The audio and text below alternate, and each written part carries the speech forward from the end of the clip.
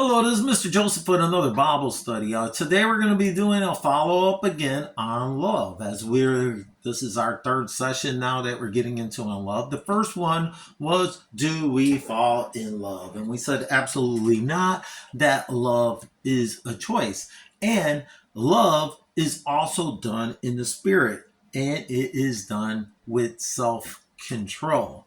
And so the only thing we see falling away from love is Satan in scripture. That is our first sign of falling away because God is love. We saw that in our second lesson. What is love?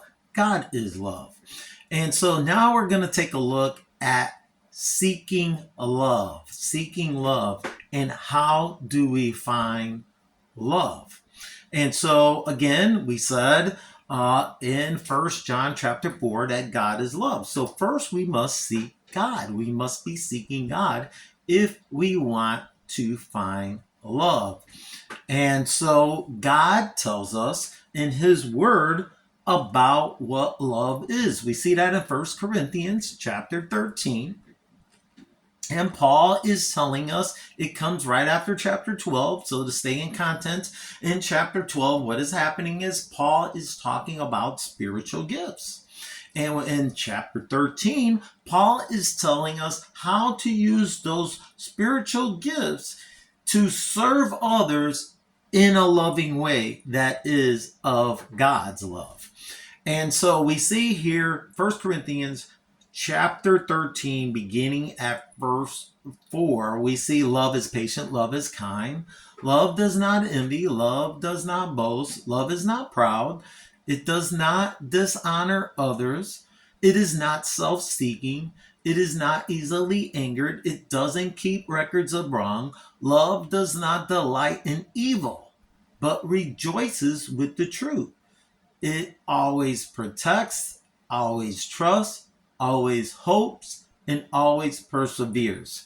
And so we see there that these actions that are described as love, these verbs that are being used, are that of the fruit of the Spirit.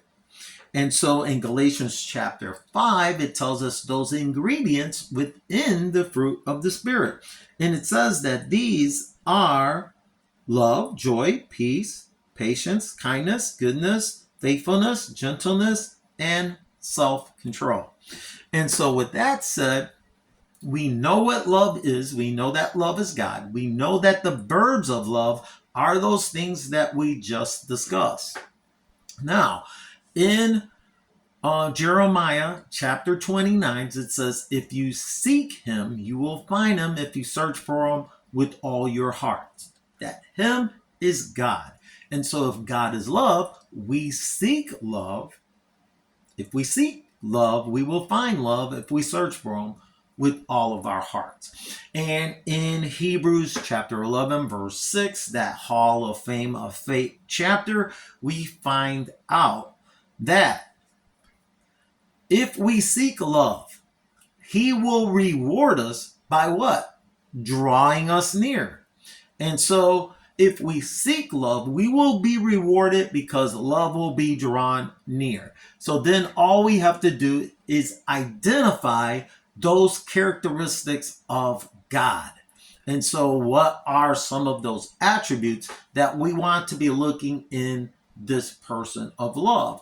Those are things like we want someone who is self-sufficient, because if these are attributes of God, we want someone who can take care of themselves, right?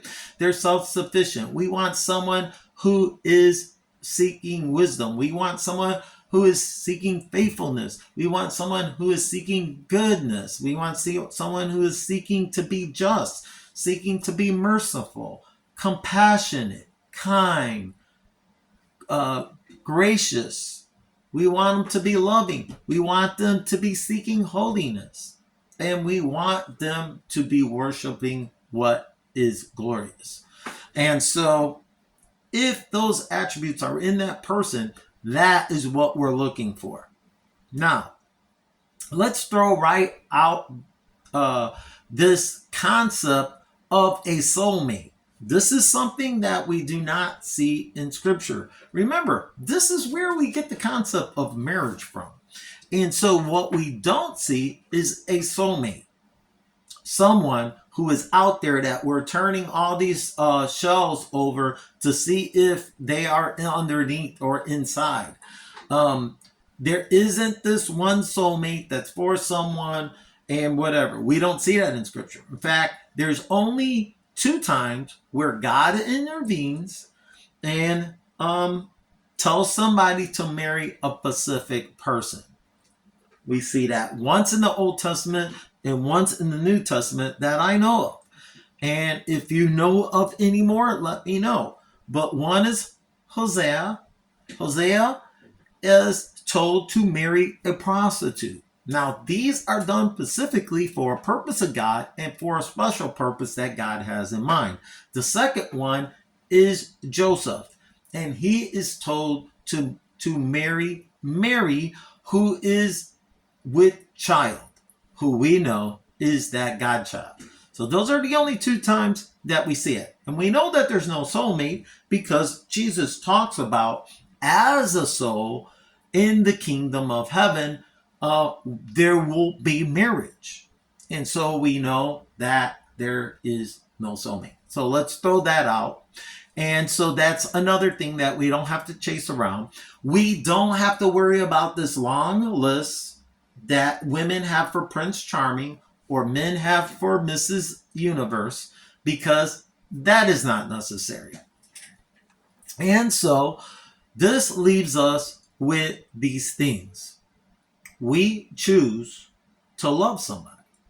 We choose this action, this verb that is seen in 1 Corinthians chapter 13, that we see in Galatians chapter 5, beginning at verse 22. Those are the things. So it's not butterflies in the stomach if we have it, all these different tests that we have. Is this love? Is this not love?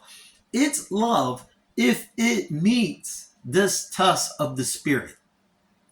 So if it meets the test of the Spirit that we see in Galatians chapter 5, beginning at verse 22, or 1 Corinthians, beginning at chapter 13, verse 4, we know that those things are love. Now, when that love is shared back and forth, and the person decides to make a commitment to love someone, and they decide to make a commitment to love the other person, that is when a covenant of marriage is now formed.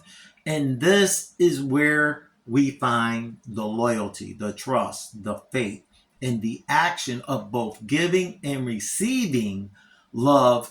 And it is here where it goes beyond just being the noun, but now it's the noun verb. And that is where we find the presence of God. See, God is spoke to in terms of being a verb throughout Scripture. The only time God is presented as a noun form is when it's speaking of his deity. And so we find his deity found in a relationship, in this covenant relationship, which love is being given and being received. When that happens, now we see love as a noun, both presented in the spirit and in the flesh, and there we find God himself. So till the next time, peace be with you, and thanks be to God.